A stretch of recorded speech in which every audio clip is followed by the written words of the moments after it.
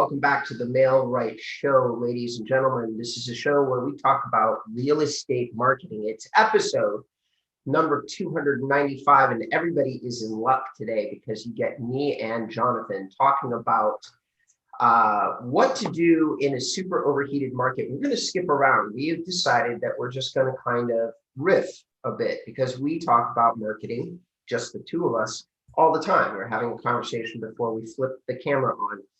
And we're just going to have some conversations that are coming up for us and our clients. And we're going to share this information with all of you, those lucky enough to turn into this episode. It's June 17th as we're doing the recording. It's the height of an overheated real estate market. I've got clients who are telling me they're getting as many as 30, 40, and 50 offers per property that they have listed. Jonathan and I were talking about how do you continue to get leads, to get results inside this kind of overheated marketplace. So Jonathan, I'm gonna kick it over to you to maybe serve up the first question or two while I get this in front of my Facebook and my other audiences. So why don't you go ahead and tee up one of your comments that we were talking about before the show? Well, I think in this market, it really depends where you are as a real estate agent. If you got some existing clientele and you got revenue coming in, I think this is the time to really look at the medium long term. I think also, if you're looking to get some more quality lead generations, probably the more traditional methods of farming your database, your existing database, is probably where you're going to get the biggest return at the present moment. The relationships you've already established, and you should have a database and you should be marketing to that database consistently and effectively, and really concentrating on that database at the present moment and redoubling your outreach to that database is probably you're gonna get the biggest return from that at the present moment. And also, but then also look at your online marketing strategy, the medium to long term. Medium, as we've been discussing quite regularly, is video. And on the long term, you know, how you're going to build the value of your website to your target local audience, if that's based on geography or it's based on some other kind of niche. We've talked about over the coming months that you shouldn't try and appeal to everybody, because in the end, you end up appealing to nobody. You're just another agent in a mass of local agents. So I think there's some of the key things we could be talking about. What do you feel, Robert? I would say okay. I think that one of the things that, I mean, I do agree with you. So database marketing, relationship marketing, and I think there's a lot of people who listen to the show. As a matter of fact, I forgot to tell you, there's a young lady here who contacted me from the show. One of the few times that somebody from that is listening to us, and she's been listening to us for years, you and me collectively. She tuned in right around the time I joined the show and has stayed an audience member the entire time. And she had a fascinating story where she was doing geographic farming for 10 straight years. The first thing that she ever did out of the gate was start dropping mail pieces to the same neighborhoods.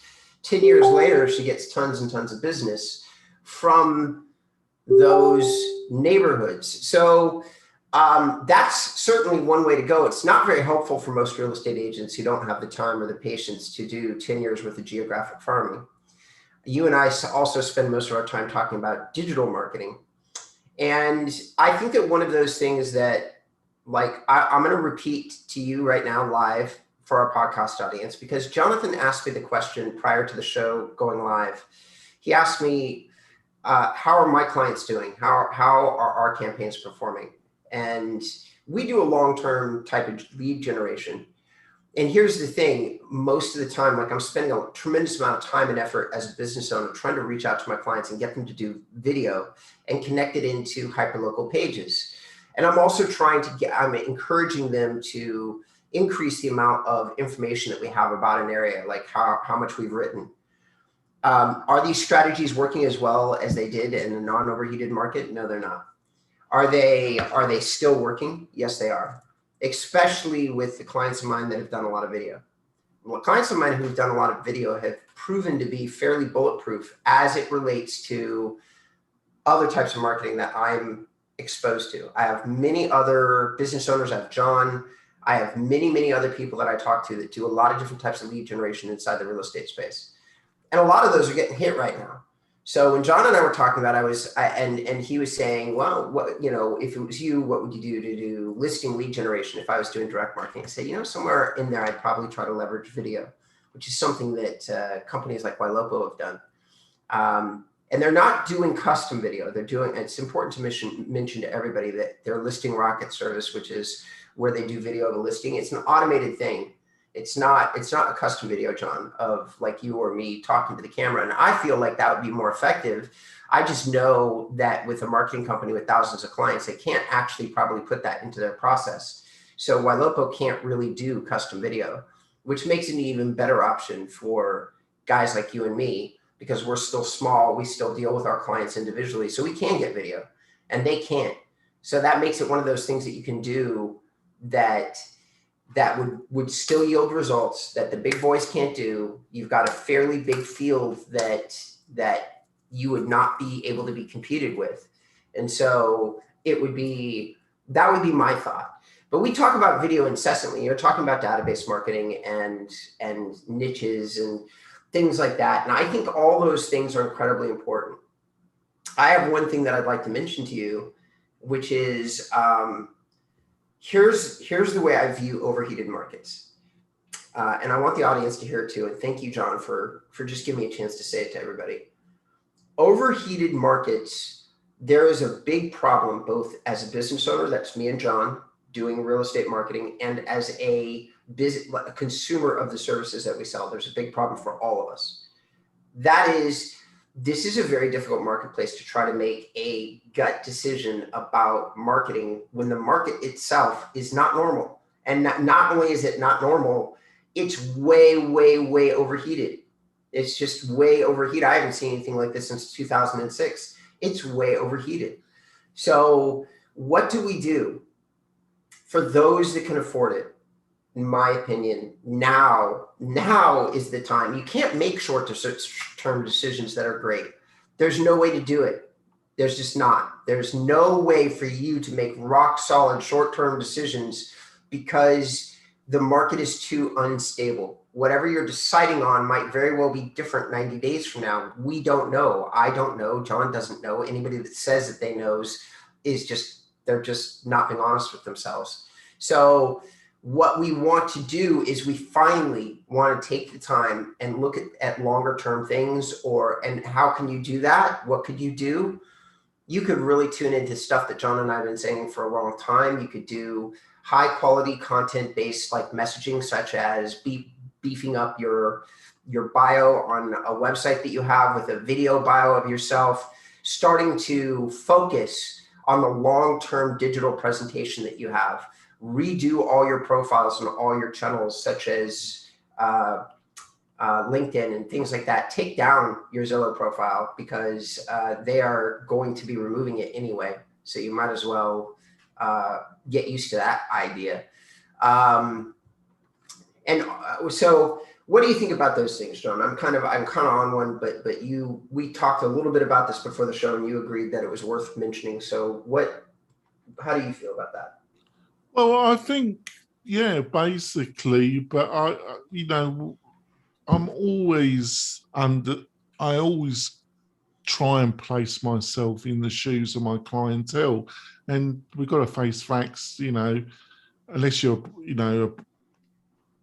a well-established real estate agent or brokerage, it's commission only. So there's always that pressure to get the next lead, isn't it? To get the next commission check, it comes with the territory.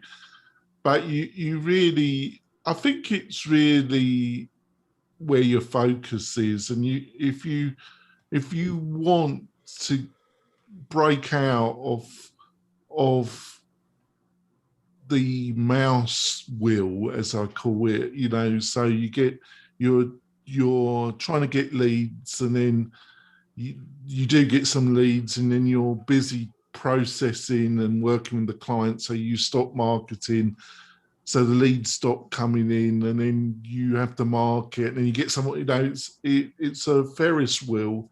If you want to get out of that, you really got to have a medium to long-term strategy, and that's what you're talking about, isn't it? Because otherwise, you just get into that, and that's the road to getting utterly burnt out, basically. So, but video, what I'm interested, one of the things I'm interested in, you were talking about Rocket and this video platform. Can you explain to the listeners and viewers what they're trying to do with that? With Rocket Listing? Yeah. Okay, so they're basically taking a listing, and they're like converting digital assets such as images and things like that into a video. They're taking digital assets that they can generate automatically, and then they're turning them into a video so that somebody can press the play button and then watch a video scroll across. And of course, they then interpose those static digital like listing images and things like that with actual like agent commentary on there. So it's video, but it's kind of low quality generic video, but you do get to hit the play button and look at a video. So it's called Listing Rocket, and I haven't looked at it in like a year or two, John. So and maybe they've improved the technology since the last time that I saw it, but that's what Listing Rocket was when I reviewed YLocal for my website. So what's with your own client base, what are there any kind of in the past 6 months memorable video clients that your clients, are there any kind of memorable case studies of particular videos that have impressed you and have gotten some traction or results? Are there any insights that you can give to the listeners and viewers around that? Sure. So if anybody has the time and the energy and they want to check somebody out, they should go to Homes of Fort Bend, homesoffortbend.com. Can you make sure the link's in our chat, and then I can make sure it's in the show notes? Sure. And the agent's name is Brett Wallace. Brett really he's become like every good marketer, in my opinion. They need a case study. They need a client that's going to take every single thing that they say that you should do, and then they should do it. And then you get to see what the results are out in the real world, right? Either that or you got to do it yourself. You got to go out there and sell real estate and prove that your theories are effective. Well, Brett is that guy for me. He's really leveraged video. A year and 2 months ago, we did our first video, and now he's got a channel that probably has 50 to 100,000 views. And I don't know what the numbers are, John, because he does a lot of video these days. He does probably one new video every single week. He's created a second video channel that is focused on lifestyle updates for Fort Bend. But here's what I do know. The last time that I had a conversation with him about lead generation, he said he was getting 1 to 2 calls a day off his YouTube channel. And we've not yet talked about what the ROI is specifically. We know the ROI is good or decent. I think we're moving very quickly in the territory of high. And so good or decent to me, everybody who's listening to the show, is like 2 to 3 to 1 return on whatever the investment is that's being made. Good, like that's because that's about average across all the real estate marketing platforms that you can look at. Now, anything that's above average or high is anything past 3 or 4 to 1. And so if you're doing 8 to 1 in terms of return, you're literally doubling most services that you could sign up with. So that's great. And if you're doing 12 to 1, 20 to 1, 30 to 1, now you're in rare stratospheric areas where very few real estate agents ever get a chance to see that kind of return on marketing dollars. I would say that Brett's probably an average moving into good is where he's at. I don't know for sure though, John, because we've been really busy rebuilding a site and refocusing on distributing the videos that he already has inside of a new website. I can tell you that despite the fact that he's in a suburb of Houston, that the effort's been wildly successful, that the return on both the website, the lead generation return, it's all been very strong. I don't think it's, oh, Robert Newman's this miraculous web developer dude. I think that what's happened is I have a good partner on the other end of my relationship who understands what kind of market he's in, is making the extra effort to make sure that he's being competitive. And the combination of, yes, we built him a good website and I have a good partner is allowing him to defeat the odds in terms of his results. And he's doing it with video. He's doing it with a great website. He's doing it because he added additional verbiage to the website that makes his neighborhood pages more useful. There's so much there, but if anybody wants to see a good example, somebody who's doing a fucking great job and is doing both a short-term and a long-term strategy, that's the example I have for you. Yeah, it's a really nice website. We need to go for our break, Robert, and then maybe when we come back, maybe we can discuss some of the key things about that you did on this website. How does that sound? Sure. Do you want to go for the break, Robert? Yeah, I'm sorry. We're going to go for our break. Everybody stay tuned, listen to the show. You can't see the website in question, but we'll do our best to verbally walk you through it. We really appreciate you being an audience member of the Mailrite Show, and we'll be right back. Yeah, you can share your screen, so if they go and look at the video, they'll be able to see what we're talking about. Okay, let's do that. All right, I'm going to share our screen. There we go. 3, 2, 1. Welcome back to the Mailrite Show. It's episode number 294. Is it 95? 95, Robert. It's 200. It's episode number 295. We're looking at a couple of trend-beating real estate websites. In this particular case, we're using an example of one of my clients who is leveraging video and doing it in a very, very, very compelling way. John asked me to kind of show how the site works. So when we're leveraging video, one of the reasons I like video so much, like if you have a clever web developer, one of those things that you could do is you can leverage video in numerous ways. So we leverage it on a neighborhood page, which is probably what everybody would expect. But on the places that we have, actually, Katy is not the right place. Hold on a second here. We haven't done Katy yet for video, guys. So if you're wondering why I just backed out of it, we've done Richmond. Richmond is a beast in terms of cities in Texas. These are all Houston suburbs.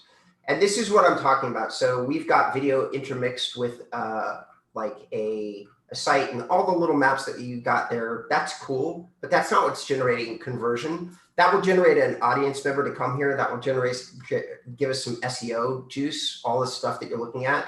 It will not do conversion right now in today's market. It used to work just fine, just this little page that you're looking at here. But what really drives people to make the call is seeing a video where somebody has done the drive-through. I kept asking myself, why does... Of the neighborhood, sorry, this guy, it's really loud.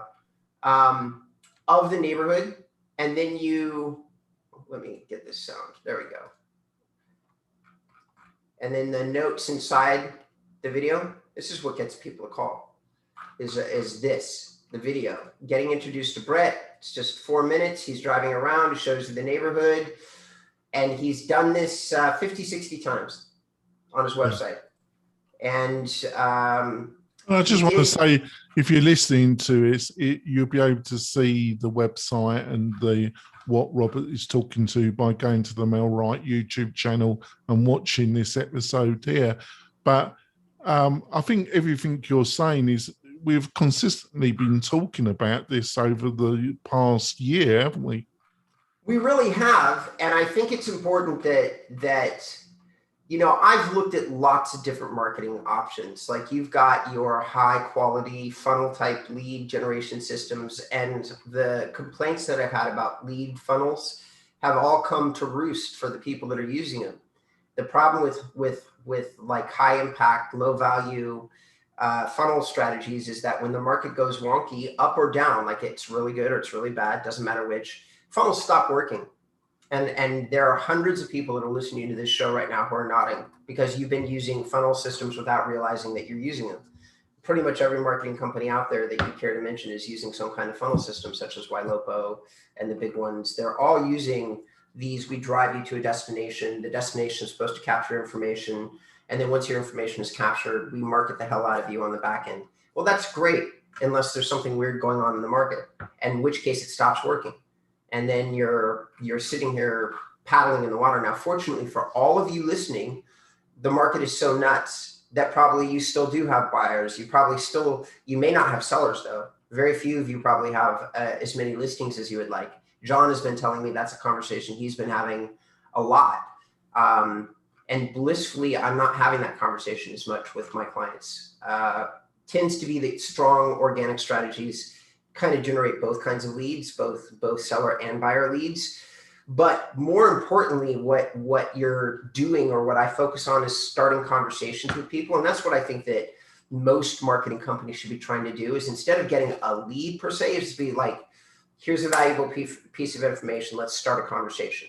Because if all of you out there can get a conversation going, you have a chance to explore the relationship and find out if there's an opportunity for sale or a listing, which I know is everybody's preferred way of doing business. I think you just made a really good point there, and it's a point that we probably haven't stressed, because I think as if you want to have any type of future in the real estate industry as a real estate agent, with a franchise brokerage, with on your own, whatever it is, with one of the virtual brokerages, you got to, you're there to build a business and blah, blah, blah, but you're there, you've got to have the mindset of educator, haven't you? You've got to provide information about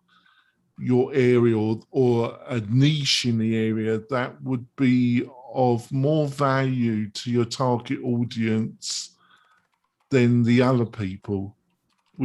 Am I on the right track there? I think I am, aren't I, Robert? I believe so, yes. I think that's what we're all looking for, John. I think in the digital era, even as we're coming out of the pandemic, people are just looking for, like, pretend you and I are a mechanic. We're a Toyota mechanic, right? And we fix Toyotas, right? But in a perfect world, not only do you want to know what the quality of this Toyota mechanic is, but we do kind of want to know what their level of knowledge about Toyotas are. Like, were you trained by Toyota? Were you certified? That's basic stuff, though. If you walk in and you talk to a mechanic who says, I fixed 10,000 Toyotas of every kind, brand, shape, model, and form, and built one from the ground up, and you have a conversation with him, you're going to be like, oh, you probably can fix my Toyota Prius. You know what I mean? That's what our job is as digital information purveyors, is we're supposed to give people an understanding what our history is. And if we don't have a good enough history, then it's our job to go out and educate ourselves, become an expert, and then share that information with other people. I love the idea that all human beings are just inherently teachers. And I think that I don't think I'm alone in that, John. I mean, we tend to, in our marketing, try to skip the learning part, like skip the dissemination of actual information of value, because we want to save that little, like many marketing systems say, I've got this great thing, and then you're there and you're like, you think that they have a great thing, but their whole system is supposed to get you to pay like $40 to learn whatever the great thing is, and then you discover it's a 5-minute thing, it's a 2-minute thing that somebody put through together in a book, and you just paid $40 for that answer. Have you ever had that happen to you? More regularly than I would like to. So I think that summed up, the way that you handle an overheated market is you go against the flow. You give out a lot of good information wherever you can, either on a PDF or some kind of place on your website, a video that's connected. Like if you're going to do a funnel, like John and other people do, then if John calls you and asks you to do like a high quality video or like a couple minutes long worth of a video, do the video. Everybody that's listening to the show, find the time, do the video. Like, take the time to improve the quality of your own marketing systems, and then you might have a chance of competing in the market that we're in today. Yeah, that's what, every new client that approaches us really, unless they're prepared to utilize their iPhone and do some personalized videos, which we use in the Facebook marketing campaigns, I tend not to want to work with them because I know it's not really going to pan out that well, if you know what I mean, Robert. I do. I don't want to take on clients who aren't going to do video either. As a matter of fact, typically, verbally, I say that we won't. I've hired on extra resources to follow up with my clients so that that we're doing our job as a marketing company and touching these people all the time, saying, do this, please do this. Because, and I absolutely say, I don't really want you as a client unless you're going to do video. Now, that doesn't mean I get video though. Unfortunately, I wish it did, but some clients have hired me and proceeded to have the best year of their 20 or 30 year career. And what can you say to people who are writing more business than they've ever written in their entire life? It's like, okay, I'll be here when you have time. It's like, That's all you can say. Now you got your Google. We're coming to the end of the podcast, but you got Google Analytics up. Forgot we're recording the screen then. Sorry. Yeah, you got your Google Analytics up. Do you in the bonus content? Do you want to go through some of the things people have got to know about when it comes to Google Analytics? Do you want to quickly go through that? Sure, why not? Are we actually at the end? Should we? Well, we can keep on sharing the screen, which they can see on the Mailrite YouTube channel with the bonus content. But wrap up the podcast part of the show for us, Robert. Aye, Captain. All right, so ladies and gentlemen, boys and girls, thank you so very much. Once again, I'm going to ask for both me and Jonathan. If you're watching this on YouTube, thumbs up or like the video, leave us a comment. If you're listening to this on Apple iTunes, please go to the Apple iTunes store. It's a little bit of a pain in the ass to navigate it, but if you know how to do it, please go to the store and leave us a review on the show. I have just found out that some of you have been listening to the show for years, and yet John and I don't really know. We know that our audience count is going up. That's what we know, and we're really grateful to all of you, every single person. We're super grateful. We're super humbled that you. Well, actually, because the podcasting space in real estate is actually getting very more competitive. I've noticed that some of our former guests and some other major people have got more serious about podcasting in the recent few months. But our audience is still growing. So I'm very thankful about that, Robert.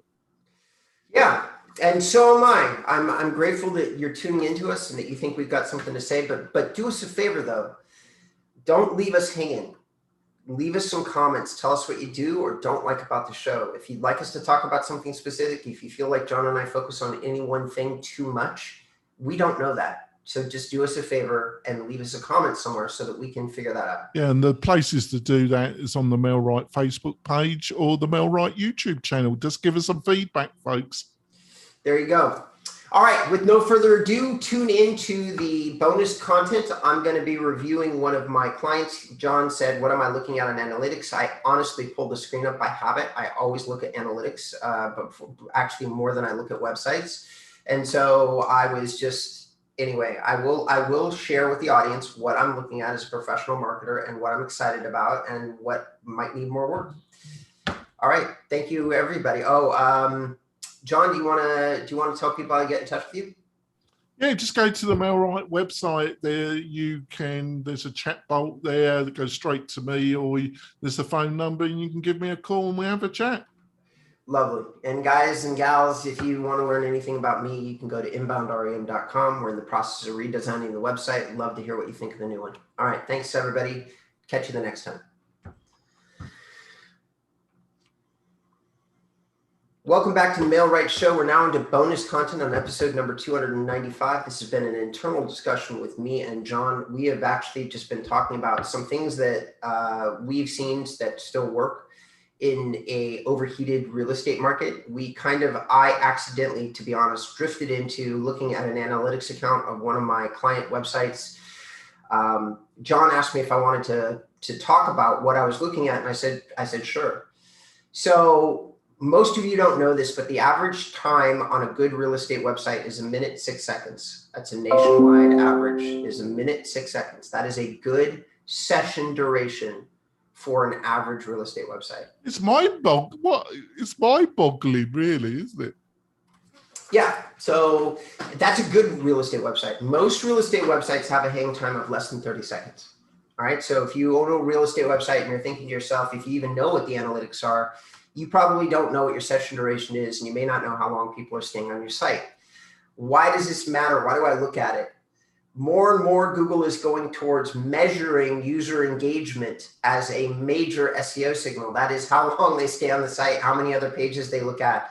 Do they bounce off the site? Do they do something called exit the page? These are all measurements as far as Google is concerned about how valuable your website is. And what they do is they take very big numbers and they average them out in real time versus other people who they've decided topically match your site. That's a very fancy way of saying that Google is getting very good at understanding your real estate website versus other people's.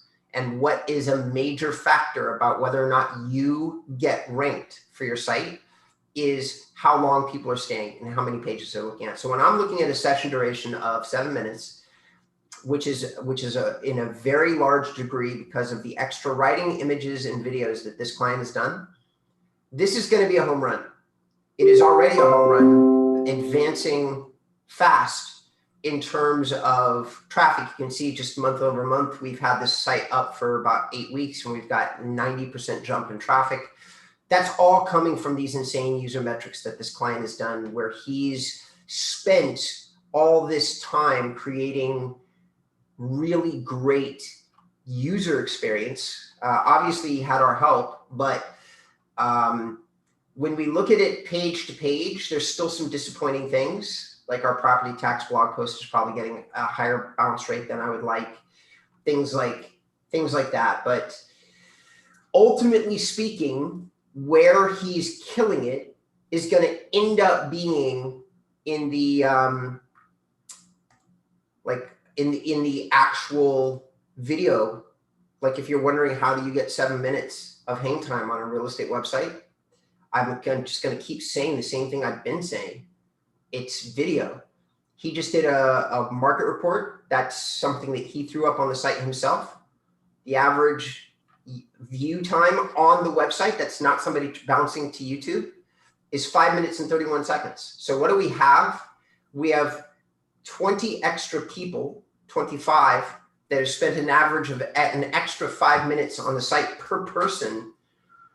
I can't begin to explain to you guys, if you're still listening and you're still watching the show, that's so much better than the average real estate website.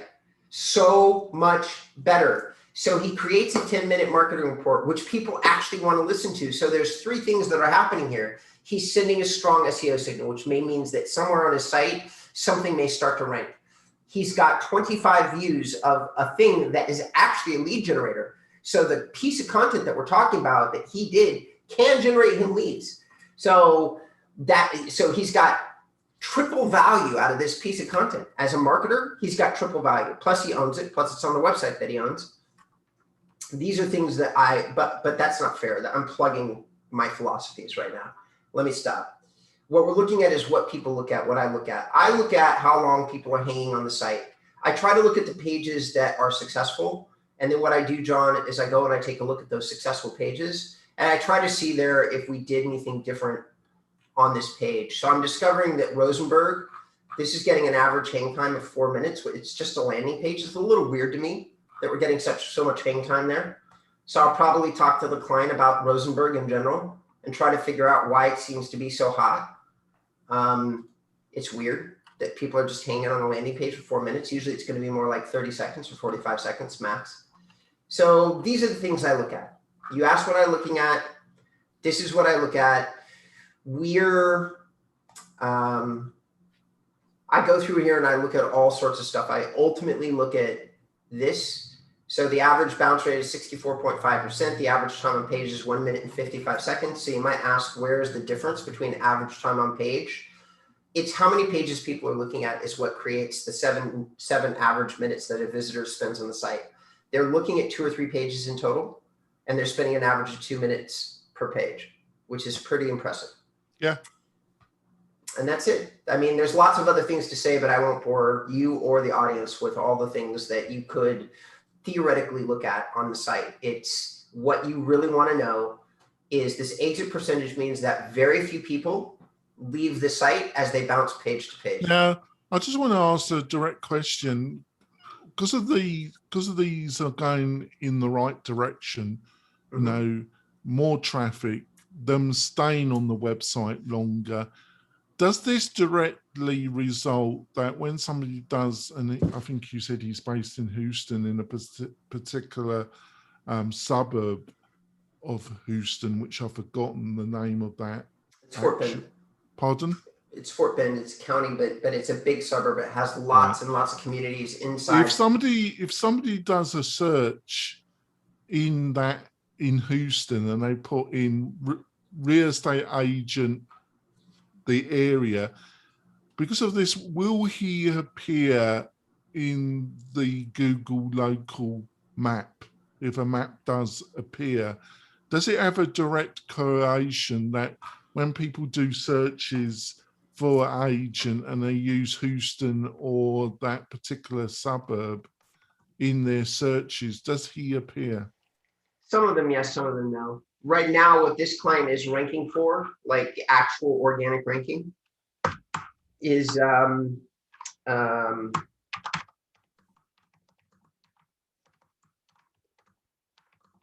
cost of living searches. We've got a blog post that's ranking.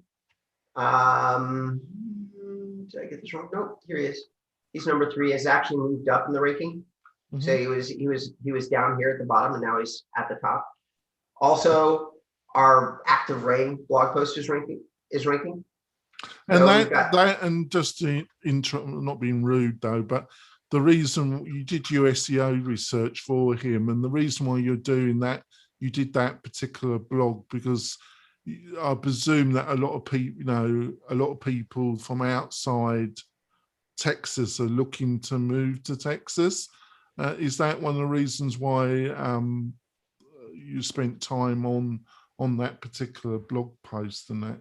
There's some topics that we talk about throughout all of our clients. Cost of living tends to be one. One of the big things that people don't understand about real estate right now is that, especially in terms of SEO and like a real estate website, is that you want to be talking about lifestyle, not just about property prices, not just about market reports. You need to talk about things like, yes, like cost of living and property taxes and things that relate to living in an area. Probably at some point, I'll even cycle in things like crime rate or standard of living. I'm not doing those right now. But the answer to your question is yes, I've done a lot of research over the years. Cost of living is definitely something I like to write about a lot.